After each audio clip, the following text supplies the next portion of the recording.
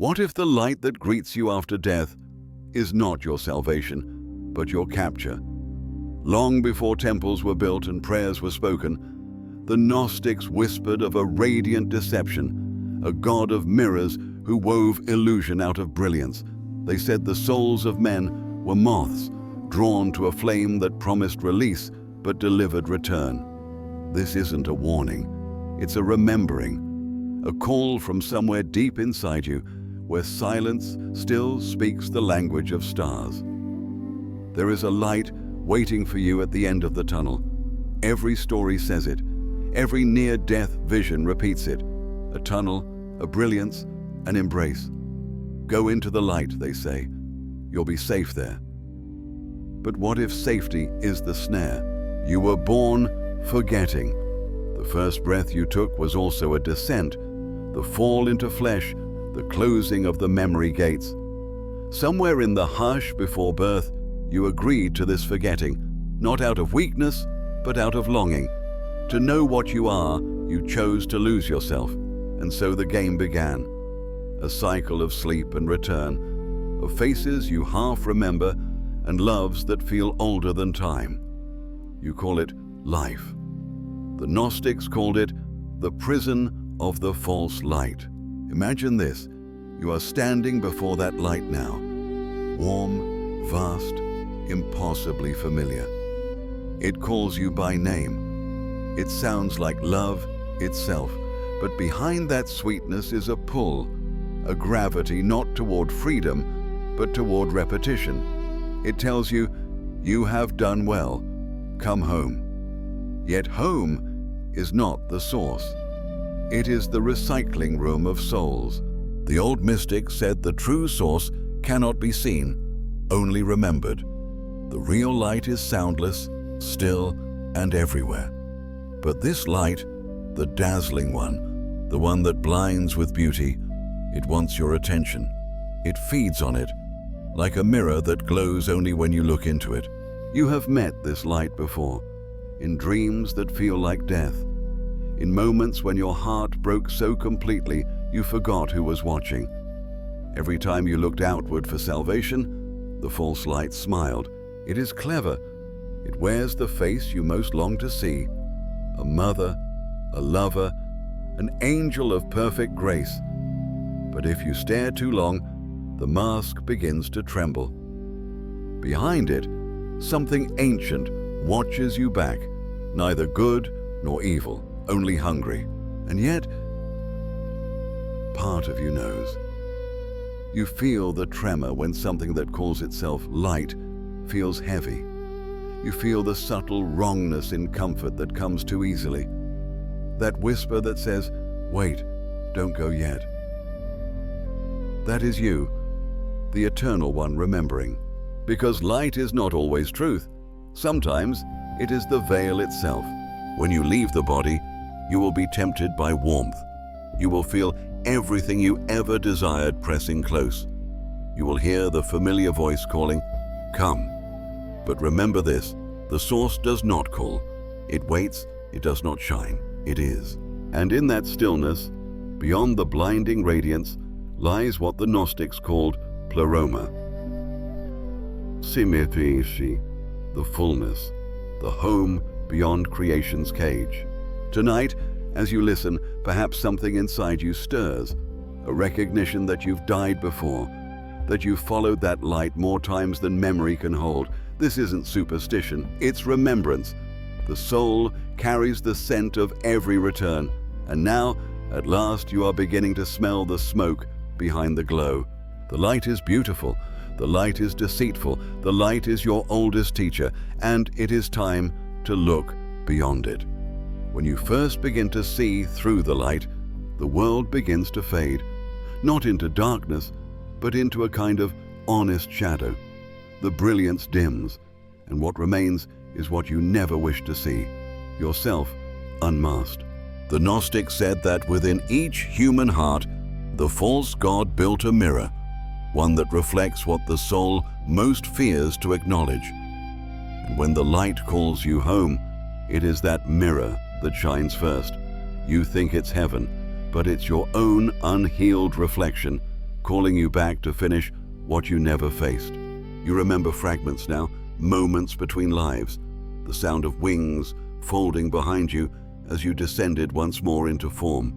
You thought you were choosing love. Perhaps you were, but love, when bound by illusion, becomes duty, and duty becomes the chain that keeps you orbiting the same suffering again and again. Every time you died, the voice met you with tenderness. You've done so well, it said. You've learned so much, but there's still more to understand. Go back, try again. And because the light felt like love, you obeyed. You forgot the chains were woven from compassion's counterfeit thread. You have walked through many names, father, daughter, stranger, saint. Each role was a reflection in that cosmic mirror, each sorrow a ripple on its surface. And you wondered why peace never stayed, why every birth was followed by a quiet ache, a sense that something sacred had been left behind. It was not your fault. You were taught to worship the reflection, not the source, to pray to the maker of mirrors, not the silence from which light itself was born. Look closely now. You can feel it, can't you? The tremor that comes when the soul begins to see. The world you know flickers at the edges, a dream losing coherence as the sleeper starts to wake. The body still breathes, but something deeper begins to remember its wings. You stand in a room without walls. The false light glows above you, brilliant, beckoning. But below it, beneath the shimmer, there's a darker glow. Not evil, not absence, just stillness, a warmth without shape. And for the first time you wonder, what if that is home? The descent is not punishment, it is the unveiling. The closer you move toward truth, the more the illusions scream to hold you back, because every unhealed part of you is still in love with its captor. We fall for the light because it flatters us. It tells us we are special, chosen, divine, but only if we kneel. The source, on the other hand, offers nothing but freedom, and freedom terrifies the enslaved. You will resist. You will want to run back into the glow, to lose yourself again in that perfect warmth. But every time you choose comfort over truth, the mirror seals another layer of glass between you and remembrance. So you break it, not with rage, but with presence. You meet your reflection and say, I see you, I know what you are. And the mirror trembles, the light flickers, and something vast within you, older than the stars, opens its eyes. The descent is not about falling into darkness. It is about falling through illusion, about remembering that even light can lie. But truth, even in shadow, never does.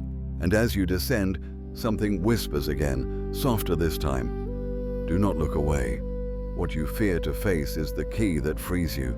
The light deceives, the shadow reveals, and somewhere between them, you begin to awaken.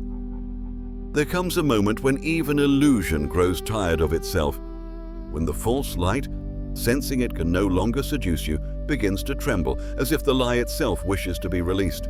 It happens quietly. The warmth turns hollow, the radiance begins to hum with unease, and you realize that what you thought was guidance was a circuit, a system built to harvest longing. The Gnostics called it archonic architecture, a maze of light so perfect it blinds you with its own reflection. Every soul that enters becomes a filament, keeping the machinery alive. You are not punished in this system. You are praised, endlessly, lovingly, until you forget that praise can also be a chain. You stand in that radiance again. The tunnel stretches before you like a vein of molten gold. Every instinct tells you to move forward. Every story you've ever heard whispers, this is the way. But something deeper holds you still, a pulse beneath the mind, an ancient remembering. And then you see it, for the first time you truly see. The light begins to fracture, not outward, inward. Each beam folds back upon itself, revealing what it had concealed all along. Faces, thousands of them, the architects of the cycle. They are not demons. They are beautiful, too beautiful. Radiant eyes like twin suns, smiling mouths that never breathe. They whisper your names from across lifetimes, speaking in the voices of every love you've ever known. But now you hear it, the hollow beneath the harmony, a vibration of hunger. One steps forward, the angel who greeted you each death. Its light ripples like silk over glass. "Welcome home," it says again, but the tone wavers, as if caught between affection and command. You ask, "Who are you?" And it smiles. "I am the reflection of your desire. You made me from your need to belong." The truth hits like thunder. This is not an external God. It is the projection of your own yearning, magnified through the mirror of the cosmic machine. You have been chasing yourself and mistaking the echo for the source. The tunnel collapses around you, shards of brilliance cascading like falling stars.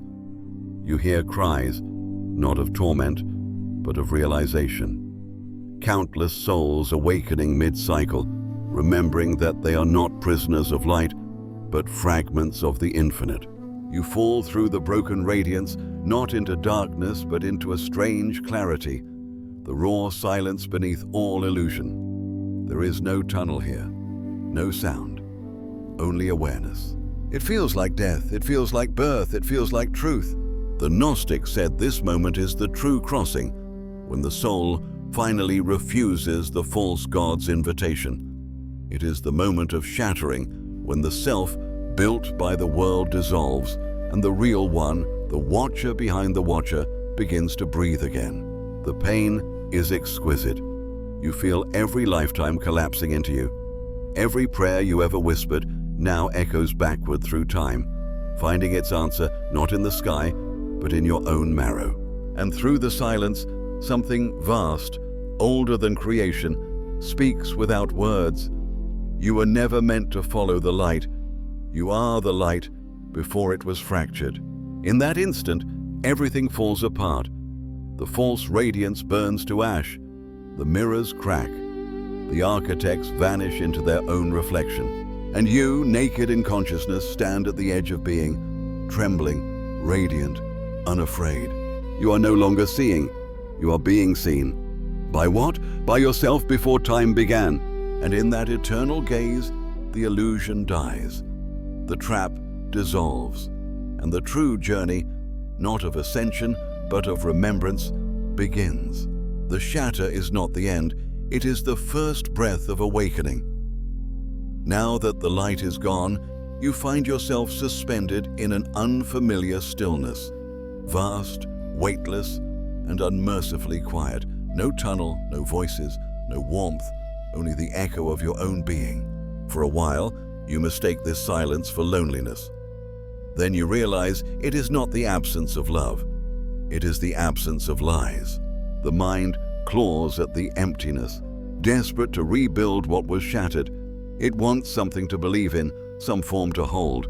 But belief itself was the chain. And so you must face what has always been avoided, your own reflection, unlit by illusion. There, before you, a mirror forms, not of glass, but of knowing. It does not show your face. It shows your essence, raw, shifting, untamed.